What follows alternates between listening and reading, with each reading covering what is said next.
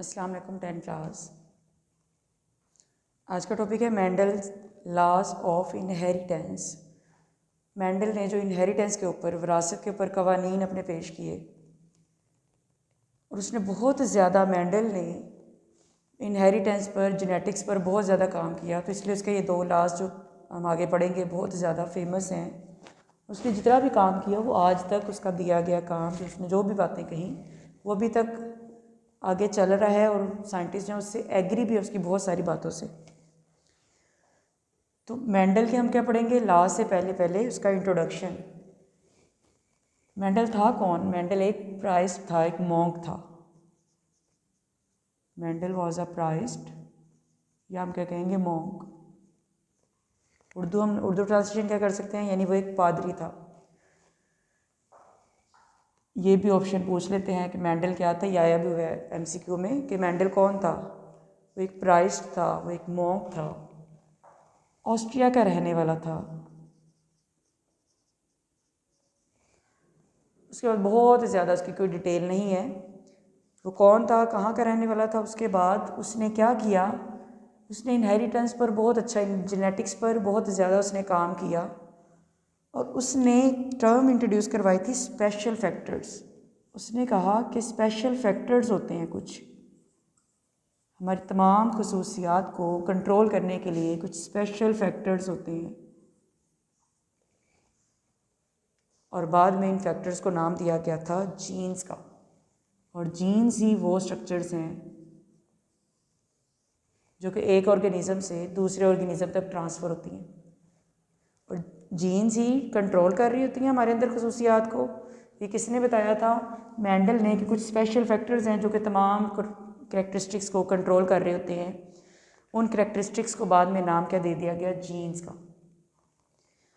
उसके बाद मेंडल ने क्या किया, इनहेरिटेंस के जो लॉज पेश किए उसके लिए उसने कोई वो ऐसा प्लांट लेना चाहता था जिसमें बहुत ज़्यादा करैक्टरिस्टिक्स हों, और हर करैक्टर की आगे से दो पॉसिबल सिचुएशंस हो, टू कंट्रास्टिंग फीचर्स हों उसमें। तो उसने कौन सा प्लांट लिया? पी प्लांट, पाइजम सैटिवम।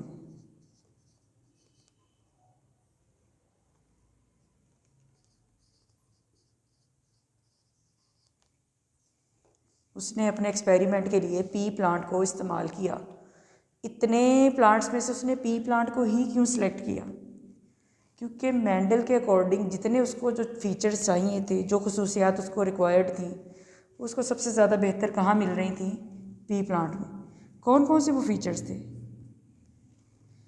नंबर 1, वो चाहता था कि ऐसे फीचर्स हों, ऐसा कोई प्लांट हो जिसमें कौन कौन से फीचर्स हों, वो हम फीचर्स देख लेते हैं। तो फीचर्स कौन कौन से हैं? नंबर 1 है,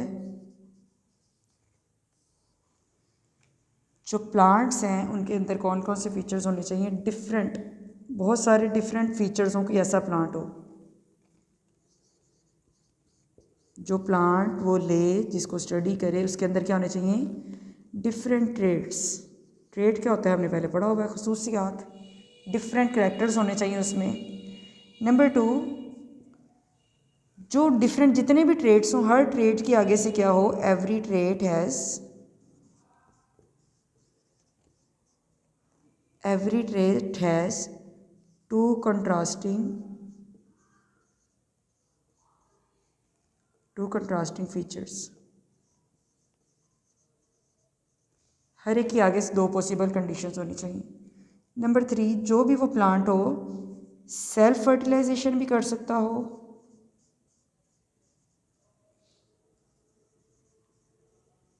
और क्रॉस फर्टिलाइजेशन भी हो सकती है उसमें। अब ये क्या होती है? सेल्फ फर्टिलाइजेशन यानी उसी फ्लावर के एंथर से पोलन ग्रेन्स निकलेंगे और उसी सेम ही फ्लावर के स्टिग्मा तक जाएंगे। क्रॉस पॉलिनेशन, प्लांट सेम होगा या स्पीशी सेम होगी लेकिन फ्लावर्स डिफरेंट होंगे। तो डिफरेंट फ्लावर्स सेम स्पीशी के या सेम प्लांट के जब उनमें फर्टिलाइजेशन होगी तो ये भी पॉसिबिलिटी होनी चाहिए, और सेम फ्लावर में भी एक ही फ्लावर के एंथर से पोलन ग्रेन्स निकलकर उसी फ्लावर के स्टिग्मा तक जाएंगे, तो ये सेल्फ फर्टिलाइजेशन कहलाएगा। तो ऐसा प्लांट हो जिसमें सेल्फ फर्टिलाइजेशन भी हो सकती हो, क्रॉस फर्टिलाइजेशन भी पॉसिबल हो। नंबर 4 और लास्ट जो फीचर था उसकी तरफ से, जो प्लांट है उसका शॉर्ट लाइफ साइकिल होना चाहिए, शॉर्ट बट फास्ट, या fast but short life cycle. क्यों? क्योंकि अगर वो ऐसा प्लांट लेता जो उसको साल 2 साल 5 साल बाद जाकर बीज लगते या उसको जो भी रिज़ल्ट देता, तो उसको तो बहुत ज़्यादा वेट करना पड़ता। उसको ऐसा प्लांट चाहिए था जो कम टाइम में उसको बार बार अपना लाइफ साइकिल जो कंप्लीट कर सकता हो, ताकि वो जो कुछ देखना चाह रहा है कि नेक्स्ट आने वाली जनरेशन में क्या हो सकता है, तो वो सारा कुछ उसको, ये जो सारे फीचर्स हैं उसको सबसे ज़्यादा किस में नज़र आए थे? पी प्लांट में, मटर के पौधे में। अब यहाँ पर इन फीचर्स को अगर देख लिया जाए तो इनमें क्या क्या डिफरेंट ट्रेड का क्या मतलब है। जैसे अगर हम पी प्लांट में डिफरेंट ट्रेड्स की बात करें तो कौन कौन से डिफरेंट ट्रेड्स थे? 7 डिफरेंट, या इकट्ठे करें तो 14 ये बनते हैं। मुख्तलिफ जो ट्रेड्स उसने लिए वो कौन कौन से थे? नंबर 1 जैसे सीड शेप, नंबर 2 था सीड कलर,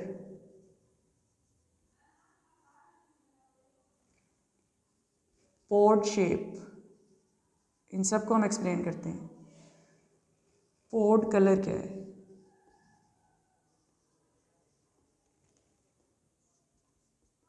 फ्लावर का कलर क्या है? जो फ्लावर्स लग रहे हैं पी प्लांट पर उनका कलर क्या है? नंबर 6 है फ्लावर की पोजीशन क्या है?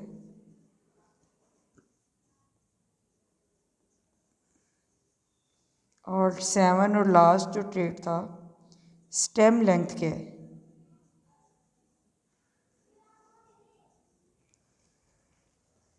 ये 7 डिफरेंट ट्रेड्स नज़र आए थे उसको पी प्लांट में।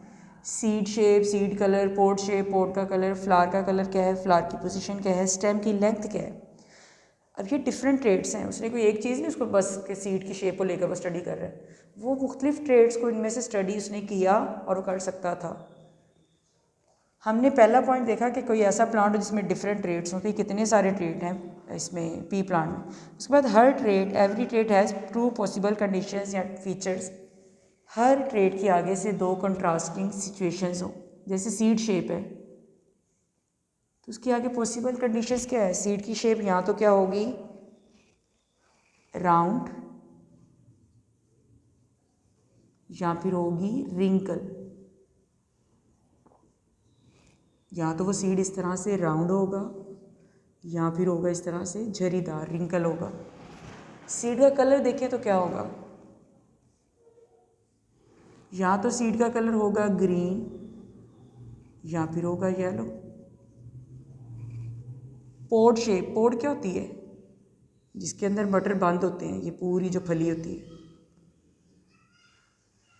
अब पोड की शेप यहाँ तो इस तरह से इन्फ्लेटेड सी होगी, सीधी सी,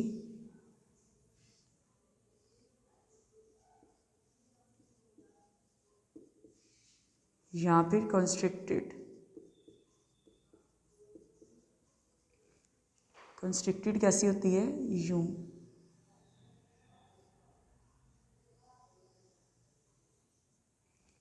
और इन्फ्लेटेड इस तरह से सीधी,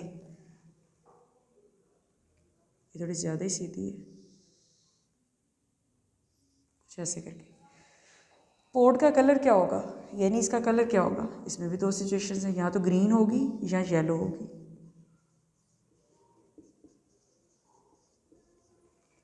फ्लावर का कलर क्या हो सकता है? या फ्लावर्स होते हैं इस पर पर्पल कलर में या होते हैं वाइट। फ्लावर की पोजीशन उसने जब देखी तो पोजीशन में भी उसको 2 कंट्रास्टिंग सिचुएशंस नज़र आई। या तो उसकी पोजीशन थी एक्सियल, या थी उसकी पोजीशन टर्मिनल। अब एक्सियल और टर्मिनल का क्या मतलब है? हमने पीछे जब टॉपिक पढ़े थे चैप्टर नंबर 13 में एक्सियल स्केलेटन, अपेंडिकुलर स्केलेटन, तो एक्सियल स्केलेटन में क्या आ रहे थे? हमारे शोल्डर वाले स्केलेटन। यानी कि अगर वो ये प्लांट है, ये पूरा पौधा है, तो एक्सियल उसका कहाँ पे बन रहा है? ये वाली जगह पर। इस जगह पर अगर फूल लगते हैं तो ये कहलाएगा एक्सियल। अगर इस जगह पर लगते हैं ऊपर बिल्कुल टर्मिनल पे, फिर ये पोजीशन कहला रही है टर्मिनल पोजीशन।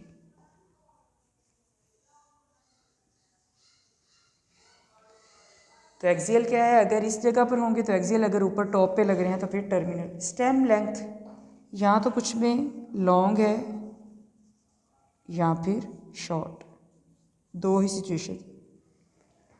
जो हमने दो फीचर्स अभी तक पढ़े हैं, डिफरेंट ट्रेड्स, और फिर हर ट्रेड के आगे से दो कंट्रास्टिंग सिचुएशंस हैं। हर ट्रेड की हमने दो दो सिचुएशंस भी पॉसिबल देखी। उसके बाद ये प्लांट सेल्फ फर्टिलाइज भी कर सकता है, इसमें क्रॉस फर्टिलाइजेशन भी हो जाती है। और पी प्लांट जो है इसका लाइफ साइकिल शॉर्ट भी होता है और फास्ट भी होता है साथ साथ।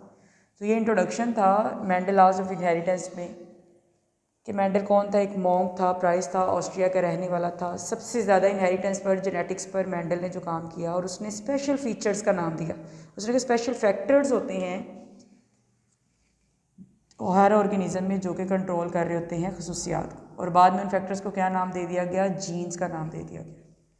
फिर हमने देखा कि मेंडल ने अपनी स्टडी के लिए उसने तकरीबन 28,000 पी प्लांट यूज़ किए थे, और उसने अपनी स्टडी के लिए पी प्लांट को ही क्यों यूज़ किया, क्यों सिलेक्ट किया, ये सब कुछ हमने पढ़ लिया कि उसको डिफरेंट ट्रेड्स भी इसमें मिल रहे थे। हर ट्रेड की आगे से दो दो खसूसियात भी नज़र आ रही थी। कोई भी ट्रेड लें तो उसमें आगे से दो दो कंडीशंस हैं। तो उसने इस वजह से पाइजम सैटिवम यानी पी प्लांट को यूज़ किया था। ये डिफरेंट फीचर्स हैं, शॉर्ट क्वेश्चन में आ सकते हैं, और हर फीचर की आगे से हमने दो दो कंडीशंस भी देख ली हैं। टोटल कितने मेंडल ने प्लांट्स जो है वो पी प्लांट यूज़ किए थे, 28,000। उसके बाद हम लॉज पढ़ेंगे दो। मेंडल का लॉ ऑफ सेग्रीगेशन है, Mendel law of independent assortment है। इनके नेम्स ही इंडिकेट कर रहे हैं कि इन लॉज का मतलब क्या है। और जो आगे एक वर्ड यूज़ होना है, ट्रू ब्रीडिंग। ये ट्रू ब्रीडिंग क्या होता है, ये जब हम लॉज पढ़ेंगे तो दोबारा से देख लेंगे। यहाँ पर एक वर्ड आएगा ट्रू ब्रीडिंग, ट्रू ब्रीडिंग बार बार आएगा। ट्रू ब्रीडिंग का क्या मतलब होता है, हमने पीछे दो टर्म्स और पढ़ी थी, होमोजाइगस जब जीनोटाइप की बात कर रहे थे, या हेट्रोजाइगस।